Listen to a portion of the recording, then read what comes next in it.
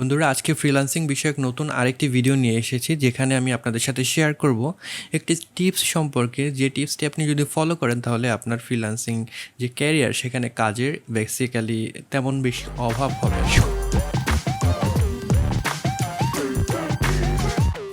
তো অভাব কেন হবে না সেটা বলি আগে। কারণ দেখা যায় আপনি যখন ফ্রিল্যান্সিং করছেন সবারই কাছে কিন্তু কম বেশি কাজ থাকে, কারো কাছে কম থাকে, কারো কাছে বেশি থাকে। সেই কম যাদের কাছে কাজ থাকে, ধরে নিলাম আপনার কাছে কম কাজ আছে, সেই কম কাজ থেকে আপনি যখন সেটির কোয়ান্টিটি সেটিকে আরও বাড়িয়ে নিতে পারবেন, তখনই কিন্তু আপনি আস্তে আস্তে সেখান থেকে আরও বেশি প্রফিট অর্জন করতে পারবেন এবং আপনার যে ক্যারিয়ার সেই ক্যারিয়ারটি আরও একটু বেশি সফলতার দিকে চলে যাবে। তো সেই আপনি কাজ কিভাবে নিয়ে আসবেন, সেই কাজটি বেসিক্যালি নিয়ে আসার জন্য আপনার ডিফারেন্ট স্কিল দরকার হবে। যেমন মনে করেন ফ্রিল্যান্সিংয়ে আপনি যদি নতুন হয়ে থাকেন, তখন প্রথম যে শর্ত থাকে সেটা হলো আপনাকে যে কোনো একটা স্কিলে স্পেসিফিক হতে হবে। আপনি যদি সব কিছু করতে চান সেক্ষেত্রে কিন্তু আপনি কোনোটিতেই শাইন করতে পারবেন না, সেখানে আপনার অনেক প্রবলেম হবে।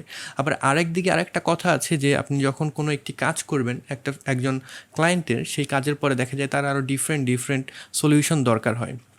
তো সেই সলিউশন আপনি যখন দিতে যাবেন তখন কিন্তু ক্লায়েন্ট একটু কনফিউজ হয়ে যাবে, আসলে সে যে কাজের জন্য আপনাকে হায়ার করছে সেই কাজের জন্য আপনি উপযুক্ত কিনা, নাকি আপনি সব বিষয়ে জেনারেলাইজড, আপনার স্কিল কোনো বিষয়ে স্পেসিফিক না। কারণ যে কেউ যখন ফ্রিল্যান্সার হায়ার করে সে বেসিক্যালি সেই স্কিলের উপরে যে স্পেশালাইজ তাকেই হায়ার করতে চায়, রাইট?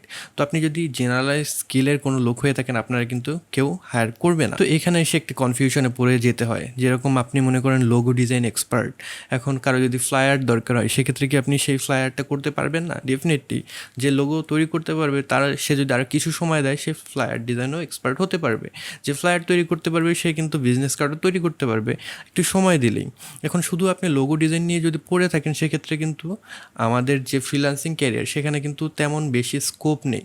যারা স্পেশালিস্ট পড়াশোনা করেছে গ্রাফিক ডিজাইন নিয়ে, লোগো ডিজাইনের উপরে স্পেশালাইজড অনেক বড় বড় ক্লায়েন্টের কাজ করেছে, তাদের কথা আলাদা। তারা একটা লোগো যদি ডিজাইন করে বছরে, তাদের একটা লোগো দিয়েই কিন্তু সারা বছরের ইনকাম হয়ে যায়। তো আমরা যারা জেনারেলাইজ বা নর্মাল ফ্রিল্যান্সার রয়েছি সেক্ষেত্রে কিন্তু আমাদের যদি ইনকাম সোর্সটা কন্টিনিউ করতে হয় সেক্ষেত্রে কিন্তু আমাদের ডিফারেন্ট কাজের দরকার হবে। কাজের ক্ষেত্রে কি আপনি প্রথমে আপনার ক্লায়েন্টকে বলে দেবেন, আপনি তার কাছে কি উন্মুক্ত করে দেবেন আপনি মোটামুটি সব ধরনের কাজ জানেন ডিজাইন সম্পর্কিত? মোটেও না। আপনার যেটি করতে হবে, আপনি যখন কোনো ক্লায়েন্টের কাজ করবেন, আপনি যে বিষয়ে স্কিলড সেটি দিয়ে আপনি শুরু করেন। আপনি মনে করেন লোগো ডিজাইনের একজন ক্লায়েন্ট পেলেন, দেখা যায় তার লোগোটা আপনার ডিজাইন করে দিলেন, তারপরে কিন্তু আপনি যদি তখনই তাকে বলে দেন, আপনি তার যদি বিজনেস কার্ড দরকার হয় সেটিও করবেন, তার ফ্লায়ার দরকার হলে সেটিও করবেন, ওয়েবসাইট ডিজাইন করতে হলে সেটিও আপনি করবেন, তখন কিন্তু আপনাকে দিয়ে এসে লোগো ডিজাইনটিও করাবে না। এখানে আপনার ক্লায়েন্টের সাথে একটা সুসম্পর্ক গড়ে তুলতে হবে এবং তাকে দিয়ে আপনাকে আসলে বলাতে হবে আপনি ওয়েবসাইট ডিজাইন পারেন কি না। আপনি নিজে তাকে কখনোই সেটা আস্ক করবেন না আপনার কি ওয়েবসাইট ডিজাইন দরকার, তাহলে আমিও সেটি করে দিতে পারি, সেটা কখনোই আপনি করবেন না। বাট তাকে আপনি এমনভাবে অ্যাপ্রোচ করতে হবে যাতে করে সেই আপনাকে জিজ্ঞেস করে, বেসিক্যালি তুমি তো লোগো ডিজাইনটা অনেক সুন্দরভাবে করেছো, এখন তো আমার একটা ওয়েব ডিজাইনের দরকার আছে, তুমি কি ওয়েব ডিজাইন করতে পারো, কিংবা তোমার কি পরিচিত কেউ আছে যে ওয়েব ডিজাইন করতে পারে?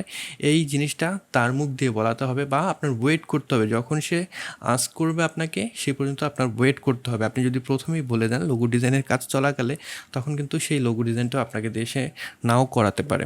তো এই জিনিসটা আপনাদের সবসময় খেয়াল রাখা উচিত।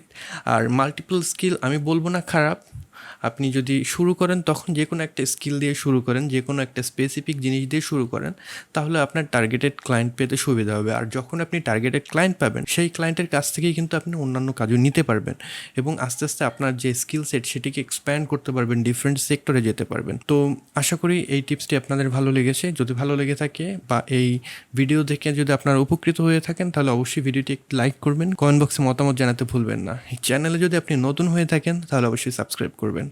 I'll catch you guys on the next one. Until then, goodbye.